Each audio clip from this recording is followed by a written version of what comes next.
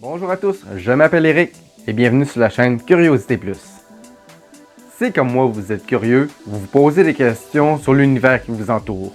Sur cette chaîne, je vais tenter de répondre à un tas de questions d'ordre scientifique qu'on peut se poser.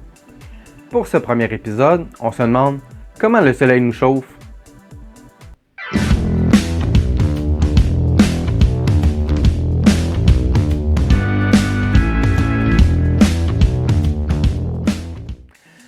Notre étoile, le Soleil, est une grosse boule de gaz brûlante composée principalement d'hydrogène et d'hélium.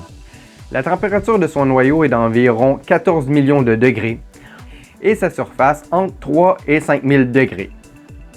On pourrait alors croire que parce que le Soleil est si chaud, c'est lui qui nous chauffe, un peu comme un four qui chauffe les aliments. Il y a plusieurs modes de transmission de la chaleur. Dans un four, on parle d'une transmission de la chaleur par convection. Or, ce mode de transmission par convection est impossible car dans l'espace, c'est vide, il n'y a pas d'air. Il y a 150 millions de kilomètres qui séparent le Soleil de la Terre. La température dans l'espace est d'environ moins 270 degrés. Donc, ce n'est pas la chaleur du Soleil qui nous chauffe. Alors, comment nous chauffe-t-il? Le Soleil produit de la chaleur, mais il produit aussi de la lumière. Tous les corps qui dégagent de la chaleur dégagent aussi de la lumière. La lumière est une onde électromagnétique. Il n'y a que le rayonnement électromagnétique qui peut voyager dans l'espace. Avec ces ondes de lumière voyagent aussi les photons. Ce sont des particules élémentaires qui voyagent à la vitesse de la lumière, soit environ 300 000 km par seconde. Leur masse est quasi nulle, mais ils sont bourrés d'énergie. Lorsque les photons rentrent en collision avec les atomes de l'air terrestre, ceux-ci leur transmettent leur énergie. Les électrons de l'atome sont alors excités. Pour retrouver cette structure, l'atome va alors expulser cette énergie. C'est cette énergie qui provoque la chaleur.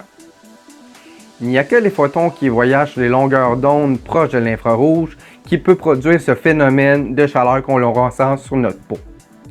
Donc, la prochaine fois que vous irez au soleil et que vous sentirez la chaleur, dites-vous que vous avez été bombardé par des photons qui ont voyagé 150 millions de kilomètres avant de vous atteindre.